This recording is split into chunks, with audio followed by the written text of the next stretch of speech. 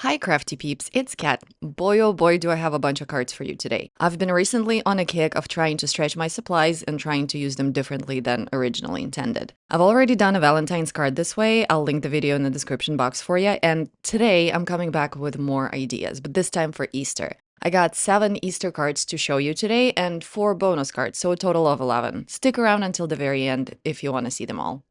I'd like to make a confession. I have absolutely zero Easter dies or products. The only Easter thing I have is a stamp that says Easter from a general sentiment set. And I have some non-Easter stamps that have more or less a spring sort of theme. I also picked out some pretty dies that remind me of lace, and they're super cute, so we'll definitely be using those. I also haven't used my colored pencils in a hot minute, so I thought, why not use them today? And of course, I happen to have a ton of pattern paper in my crafty closet because, I'm a paper hoarder and I can't stop compulsively buying it. I should probably join Pattern Paper Anonymous at this point. When I think about Easter, what immediately comes to mind is pastels, lace, ditzy, floral prints, and all things cutesy. If you have some papers with a floral print, chances are they will work just fine for some of the cards I'm about to show you. I picked out a sheet that had a wreath on it, and I'm gonna make 2 cards out of it. I just cut it in half, and I'm trimming this down to fit on your standard A2 panel, so to 5.5 inches long. For the rest of my cards, I will actually be using scraps. That's what I have sitting to the right of me in a little tray.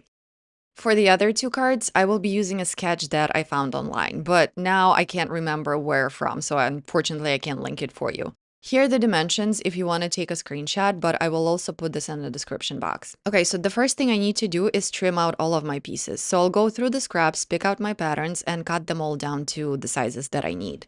I won't show the entire process because I don't want to bore you to death, so we'll skip ahead just a bit. Here are all the parts that we will need for this type of card. I got my pattern paper pieces, and I also have some thin metallic cardstock strips for the trim. The idea here is that the gold will go on the borders where the papers meet. For the sentiment, I got 2 pieces, one from a scrap of the same pattern paper, and the second from the same gold cardstock as the strips.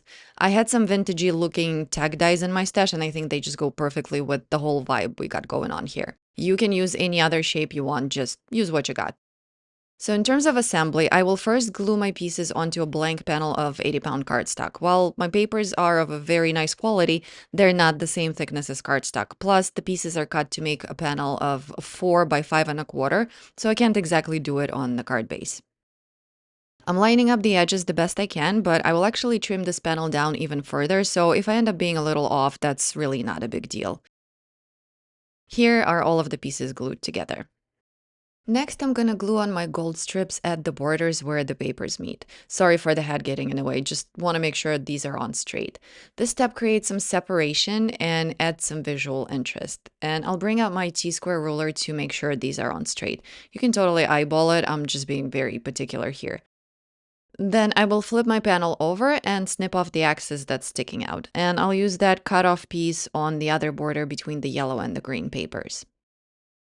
Next, I will trim this panel down, first cutting off the excess, and then I'll chop it down by an additional 1/8 of an inch on all 4 sides so I can maintain my pattern paper ratios.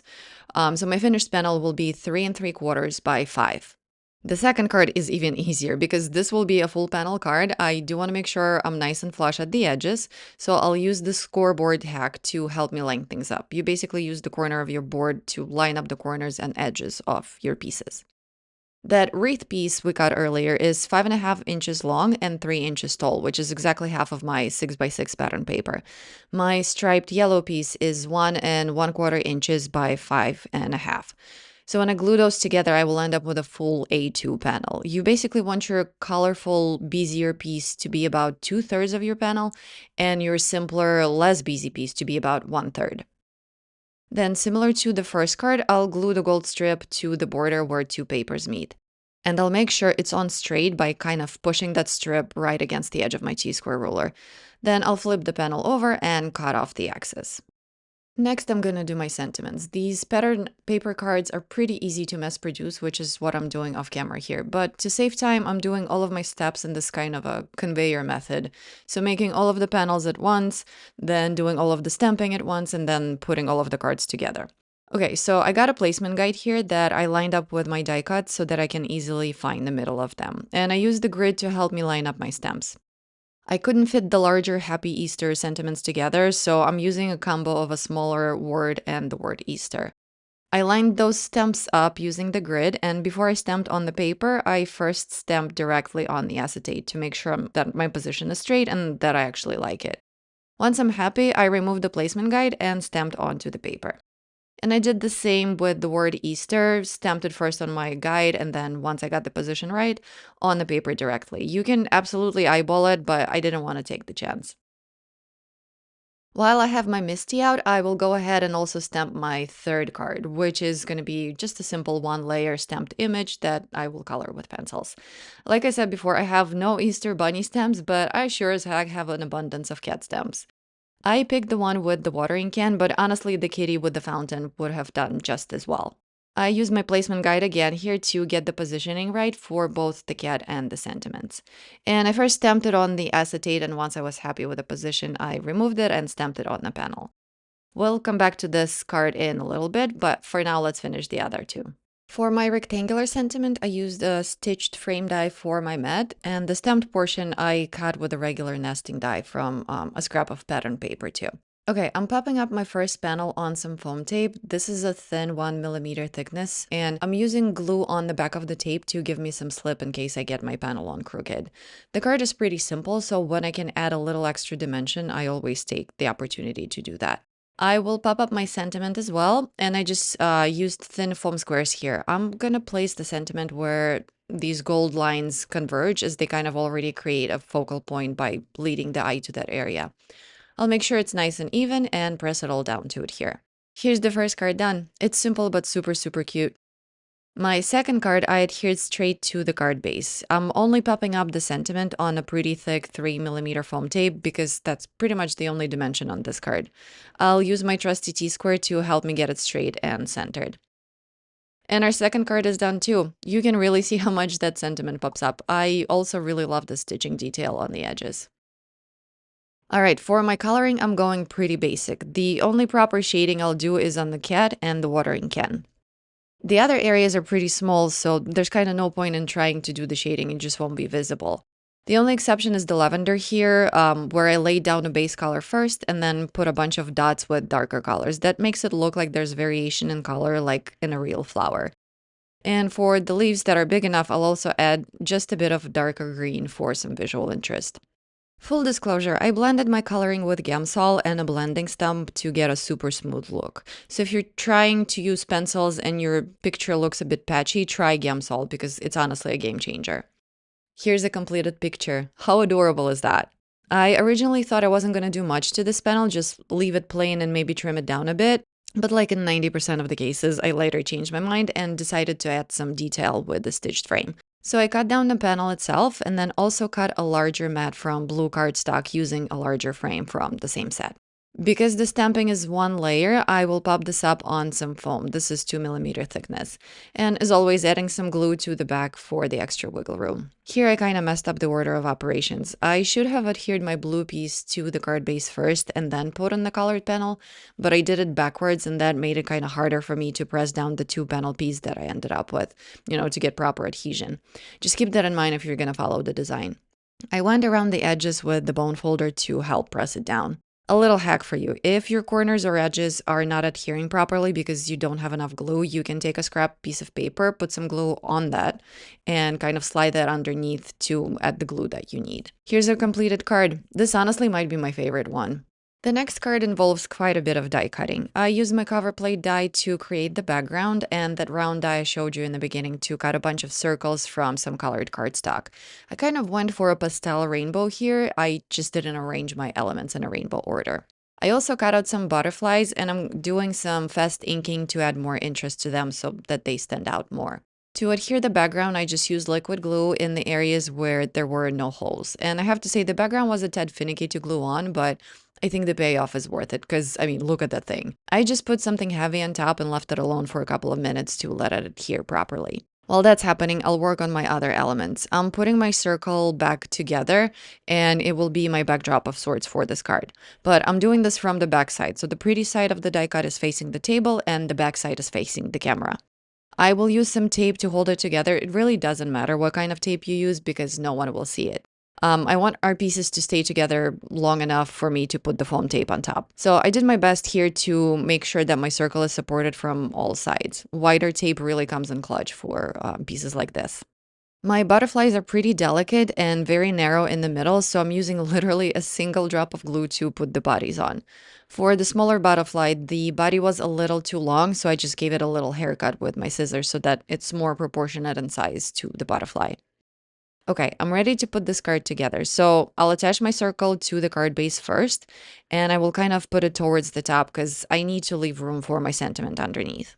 I'll then go ahead and add the butterflies, arranging them kind of in a triangle. I'm going with 3 since odd numbers are more pleasing to the eye, but you can use a single larger butterfly or maybe like 5 smaller ones, and you could arrange them in a diagonal, for example. You could also cut your butterflies from vellum for an even softer look. The possibilities are really endless here. I stamped my sentiment on a scrap piece of paper with the same ink I used on the butterflies, and I'm using another frame die to cut the sentiment out.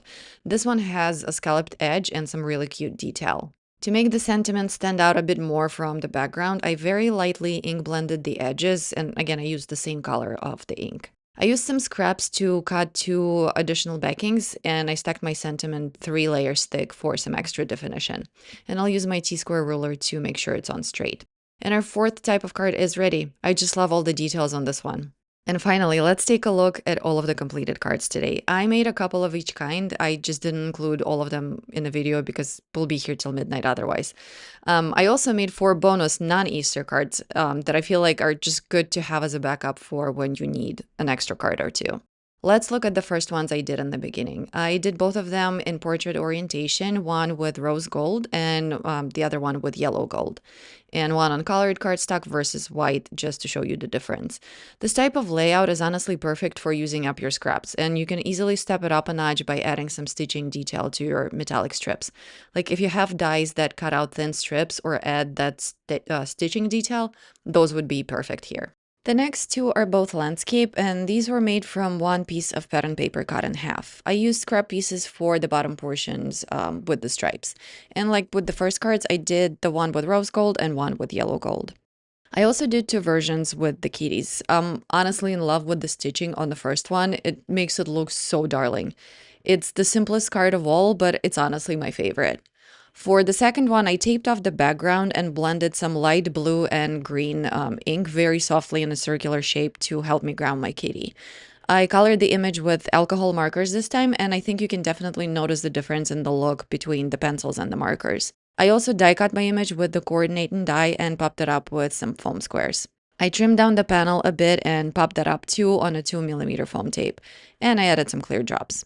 This one we made with the dies, and the level of detail here is just stunning. It really reminds me of like a lace dolly. I glued my butterflies only at the center of the bodies, and I kind of folded up the wings a bit for that extra definition. By the way, if you noticed my nails changing colors, leave me a rainbow emoji in the comments. The next 2 cards I made with the scraps and offcuts from the butterfly card. The circle die cuts out 4 pieces of different sizes, so I had plenty to work with. On this card, I used the largest circle as a wreath and cut out some flowers and made an arrangement. I popped up the circle and the largest flower on some foam tape, so this card has lots of dimension. I used the cover plate die for my background and some vellum for the sentiment shadow. Next card is literally made with scraps of circles from the butterfly card. I arranged the circles so they would fill the background kind of in a triangle, and I plopped my round sentiment piece slightly off center, overlapping all 3 of my colorful pieces. I blended that round sentiment piece with pink and purple ink very, very lightly, and I cut the greeting from some holographic cardstock. My next bonus card is similar to my other pattern paper ones, just in landscape orientation. I used the chunky hello sentiment here with a vellum shadow.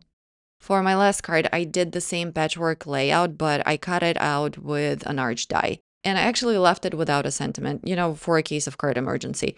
I stacked some backing pieces and glued them to the card already. And I inked my front piece but left it blank and unglued. When the need arises, I can stamp on the green piece, whatever sentiment I need, and just glue it to the card. Leaving some of your cards without a sentiment can save you a lot of time when you're in a pinch.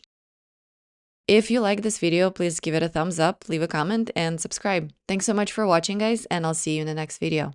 Bye!